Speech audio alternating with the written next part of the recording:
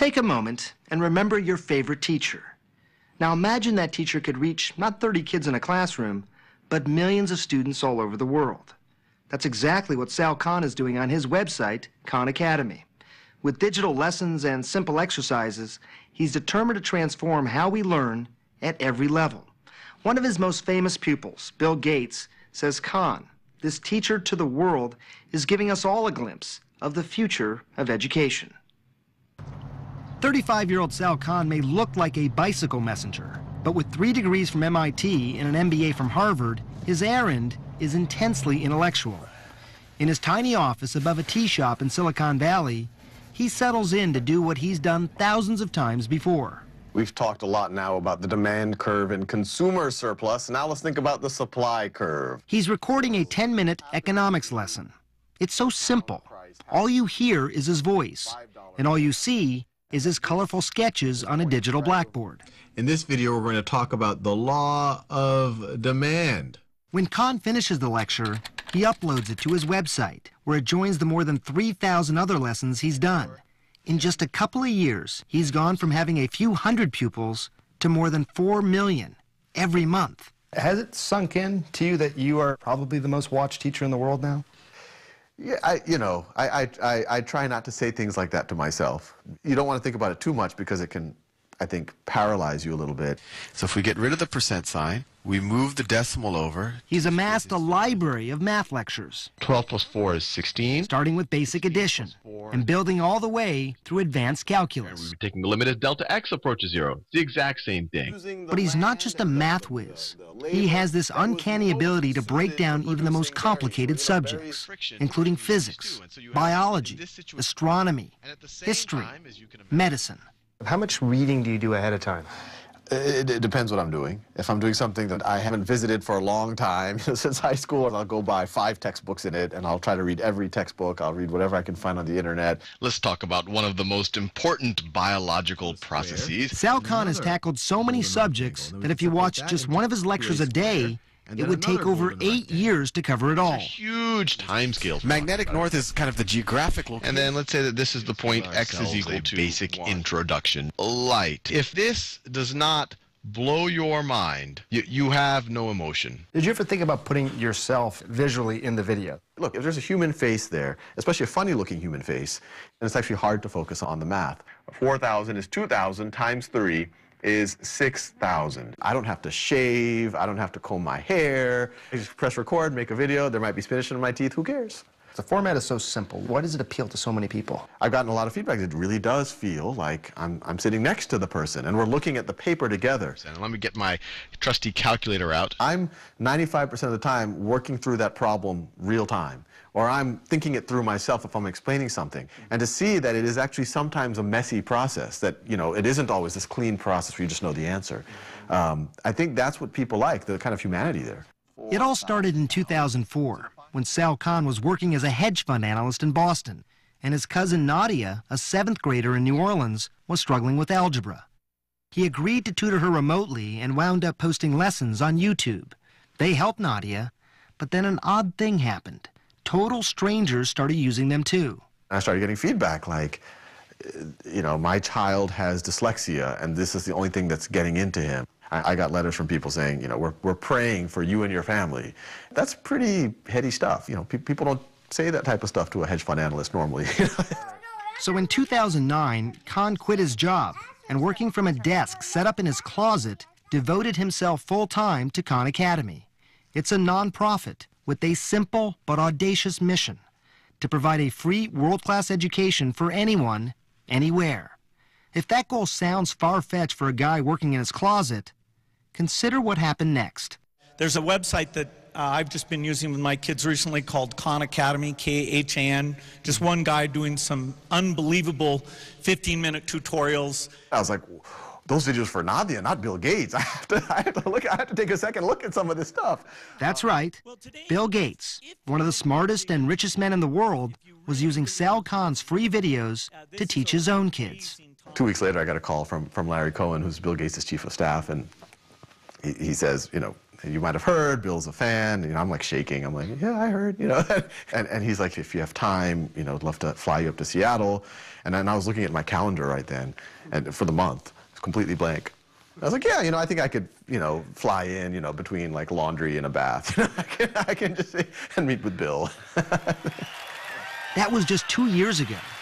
Today, with the help of more than $15 million in funding, much of it from the Gates Foundation and Google, Khan has been able to hire, with competitive salaries, some of the most talented engineers and designers in the country. The Khan Academy office has the intense vibe of a Silicon Valley startup. The team is working to create software they hope will transform how math is taught in American classrooms. And once they've done all of these, they really understand proper fractions. We visited a class in the Los Altos School District outside San Francisco, where the new Khan Academy software is being piloted. Grab your computer, log in, and then open Khan Academy. Right away, you notice something different. There are no textbooks and no teacher lecturing at the blackboard. Instead, students watch Khan videos at home the night before to learn a concept. Then they come to class the next day and do problem sets called modules to make sure they understand. If they get stuck, they can get one-on-one help from the teacher. Less lecturing, more interaction. What you think of as homework, you do at school. And schoolwork, you do at home. It's called flipping the classroom. And 7th grader Laureen Forget says using Khan Academy at home has given her math a big boost. I'm not a big fan of textbooks. I thought that Khan Academy was a lot easier because it's on a screen, it's easy to find the concept you want to do. And now with the videos, do you find yourself rewinding it, playing it again if you need to? A lot, yeah. You do that at home? Yeah, usually when I watch a video, it's because I'm having trouble on the practices.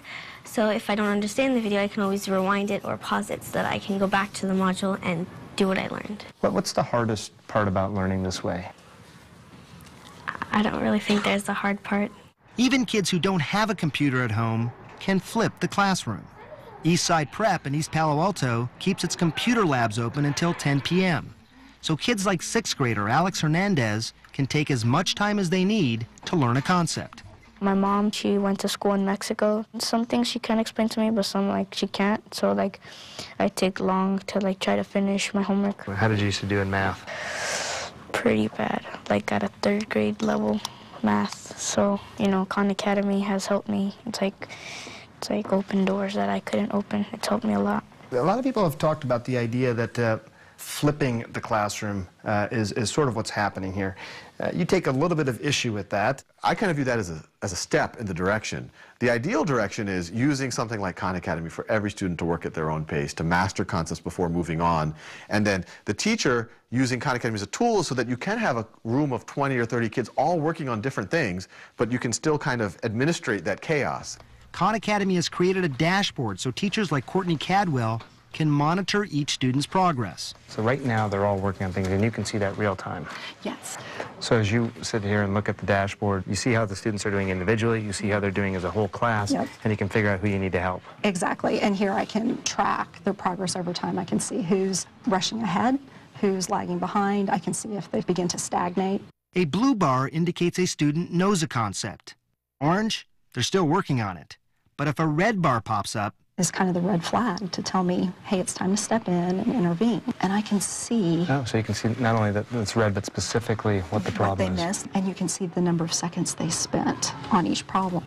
I feel like I'm using my time more effectively with my students because instead of making the assumption that the entire class is weak in this area and I need to spend time reviewing this, I can really pull those 3, 4, 5 kids, do a mini workshop, address those needs, and allow those other students to move on to problem-solving activities or project-based learning with their peers. so far the National Education Association has supported nonprofit technology like Khan Academy in the classroom, as long as teachers are trained properly. But as with any new innovation, Khan says there are always some skeptics. I've seen some subset of teachers who say, oh, what is this video thing? Live human interaction is important. And the reason why that bothers me a little bit is that, no, that's exactly what we're saying. In fact, we exactly agree with you that what we're trying to do is take the passivity out of the classroom so that you as a teacher will have more flexibility. Does it minimize the role of the teacher? Does it make it less impactful?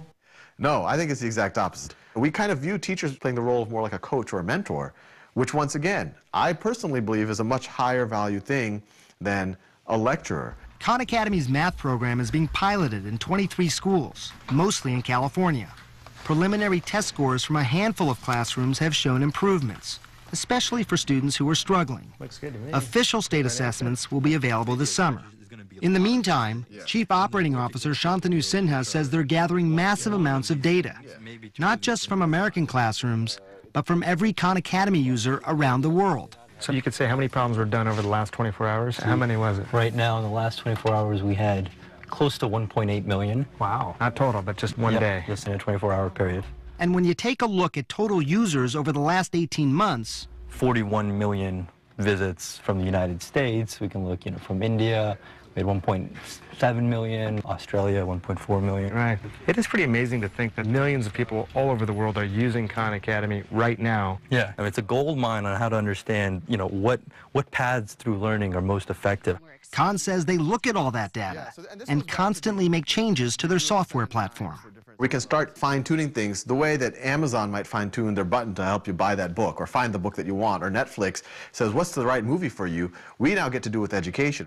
Eric Schmidt, the pioneering chairman of Google, says he's seen a lot of failed attempts to integrate technology into education, but says what Sal Khan is doing is different. Many, many people think they're doing something new, but they're not really changing the approach. Whereas with Saul, he said, what we're going to do is not only are we going to make these interesting 10-minute videos, but we're going to measure whether it works or not. He was the guy to sort of make this happen? Why do you think it was him and not some person who was an educator or who had a background in this area? Innovation never comes from the established institutions. It's always a graduate student or a crazy person or somebody with a great vision. Saul is that person in education, in my view. He built a platform. If that platform works, that platform could completely change education in America. 17 over 9 is equal to 1.88. Inside classrooms, it's just Khan Academy math for now. But Sal Khan believes his strategy can be used to teach subjects like history and science. And not just in elementary schools, but high schools and even colleges. But no matter how big or how successful Khan Academy gets, Sal Khan promises he'll never put a price tag on it. The for-profits have to mold themselves much more to the education establishment than we do. As a not-for-profit, we're just like, what's our mission? To educate children as well as possible. I've said it enough times, and it's in our mission statement, a free world-class education for anyone, anywhere. And that's what sixth grader Alex Hernandez says he needs. Has anyone in your family ever gone to college? No. So that's a pretty big deal for you? Think you're going to be able to do it? With help or with more studying or Khan Academy, I think I can get there. I think you can too.